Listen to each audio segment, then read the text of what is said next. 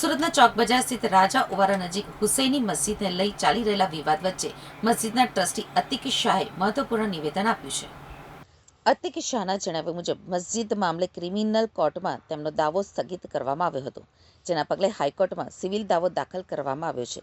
ટ્રસ્ટીના જણાવ્યા પ્રમાણે આ મામલે આગળની કાનૂની પ્રક્રિયા હાઈકોર્ટમાં ચાલુ છે. તે સાથે જ ગતરોજ રાજા ઓવારા નજીક સુરત પાલિકા દ્વારા ડિમોલિશનની કામગીરી કરવામાં આવી હતી. પાલિકાએ ઝીરો દબાણ રૂટ અંતર્ગત આ કાર્યવાહી કરી હોવાનું જણાવ્યું છે. આ સમગ્ર મામલે પૂર્વ કોર્પોરેટર દીપક આફ્રિકાવાલા દ્વારા મસ્જિદને ગેરકાયદે વકફ હોવાનો દાવો કરવામાં આવ્યો છે. જોકે મસ્જિદના ટ્રસ્ટી અતિક શાહે આ દાવાને નકારી કાઢ્યો છે. અતિક શાહે સ્પષ્ટતા કરતા જણાવ્યું છે કે મસ્જિદનું ડિમોલિશન થયું હોવાની વાત માત્ર ખોટી અફવા છે. પાલિકા દ્વારા મસ્જિદનું કોઈ જ ડિમોલિશન કરવામાં આવ્યું નથી. હાઈકોર્ટમાં અમારો સિવિલ દાવો ચાલુ છે અને આગળની કાનૂની પ્રક્રિયા કરવામાં આવી રહી છે. ટ્રસ્ટીએ વધુમાં આક્ષેપ કર્યો છે કે દીપક આફ્રિકાવાલા સોશિયલ મીડિયા મારફતે મસ્જિદના ડિમોલિશન અંગે ખોટી અફવાઓ ફેલાઈ રહ્યા છે. તેમના જણાવ્યા મુજબ હુસૈની મસ્જિદ હાલ પણ હયાત છે અને કાયમી હયાત રહેશે. હવે વિવાદમાં તો આ છે કે લગભગ છેલ્લા 12-13 વર્ષથી આ મસ્જિદની મેટર ક્રિમિનલ કોર્ટ વકફમાં ચાલતી હતી.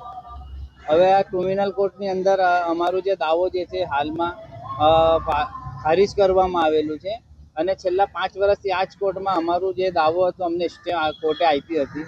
હાલમાં અમારું દાવો ખારીજ થયો અને અમે આ મેટરને લઈને અમદાવાદ સિવિલ કોર્ટમાં દાવો દાખલ કર્યો અને હાલમાં આ મેટર જે છે સિવિલ મેટર કોર્ટ મેટર થઈ ગઈ છે.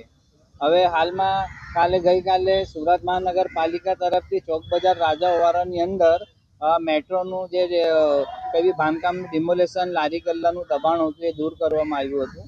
બાકી એમની જે એક વિડીયો દીપક આફ્રિકાવાલા તરફથી એમ ફરતી થઈ કે ભાઈ મસ્જિદનું જે ડિમોલેશન ગેરકાયદેસર વકફ ગેરકાયદેસર આ બધી વિડીયો વાયરલ થઈ એટલે અમે એ બતાવવા માંગીએ છીએ કે ભાઈ સુરત મહાનગરપાલિકાએ કોઈ બી રીતનું મસ્જિદને નુકસાન પહોંચાડેલું નથી ને હાલમાં અમારી આ મેટર ગુજરાત હાઈકોર્ટની અંદર સિવિલમાં ચાલી રહી છે અને એ ખોટી અફવાઓથી સાવધાન રહો કે ખોટી અફવા શહેરમાં ના ફેલે ને શહેરનું માહોલ ના બગડે.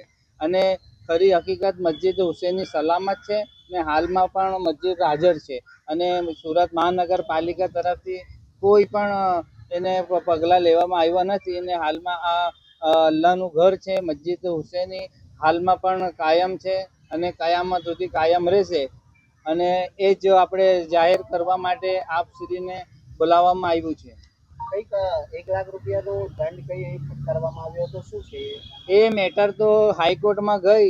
એ લોકોએ જ્યારે દાવો આપણો ખારીજ કર્યો રદ કર્યો તે એ લોકો જે કોર્ટની મેટર હોય છે જે દંડ ફટકારવામાં આવે એ મેટરને લઈને અમે હાઈકોર્ટમાં ગયા છે અને હાઈકોર્ટમાં અમે આ દાવો નંબર છે સિવિલ દાવો 10-148/2026 અમે હમણાં દાખલ કરેલું છે. હાલમાં દંડ તો જ્યારે સુપ્રીમ કોર્ટ હરાવશે ત્યારે ભરવામાં આવશે. હમણાં તો હાઈકોર્ટ પછી સુપ્રીમ કોર્ટ જવાના, પછી સુપ્રીમ કોર્ટમાં અમે સાબિત થઈ જશું કે અમે ગુનેગાર છે તો આ દંડ બી ભરપાઈ કરી દઈશું. અમારી માંગ તો કંઈ નહીં, અલ્લાહનું ઘર મસ્જિદ છે જે કયામત સુધી રહે. અમને કોઈ બી પક્ષથી કોઈ તકલીફ નથી. આ નલિન મહારાજ ગુજરી ગયા, રાજાવાર સમસ્ત મંદિર બધા મંદિર અને મસ્જિદ એક જ સર્વે નંબરમાં છે અને અમે હાથે છે વર્ષોથી. જે પણ વ્યક્તિએ એલિગેશન કરી રહ્યા છે એ આ સુધી અમાસમાં કેટલા વાર આવ્યા અને મંદિરમાં કેટલી વાર આવે છે અને મંદિરની હું દશા છે એ બતાવે કે હું આટલી વાર અમાસમાં આવું છું ને પબ્લિકને હું તકલીફ છે. કોણ કેવી રીતે એનું લાઇટ બિલ ભરાય છે, હમણાં 2-4 મહિના પહેલાં બી કંઈ તકલીફ હોય તો એના માટે કોણ આવે છે એમને પૂછો. અને મંદિરના બધા જ વ્યક્તિ મસ્જિદના હાથે છે.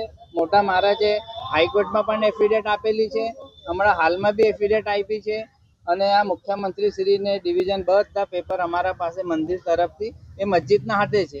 અને આ જ આપણી જગ્યામાં વર્ષોથી 50 વર્ષથી મતલબ બસ્તી હતી ઝૂંપડપટ્ટી અને એ સમયે આ મસ્જિદને મંદિર કાયમ છે અને હમણાં કોસાળ આવાસની અંદર જે મકાનો ફાળવણી થઈ ડિમોલેશન એસએમસી કર્યું એ લોકો કોસાળમાં રહે છે અને આ ધાર્મિક સ્થળો જે હતા સ્થળ પર મોજૂદ છે.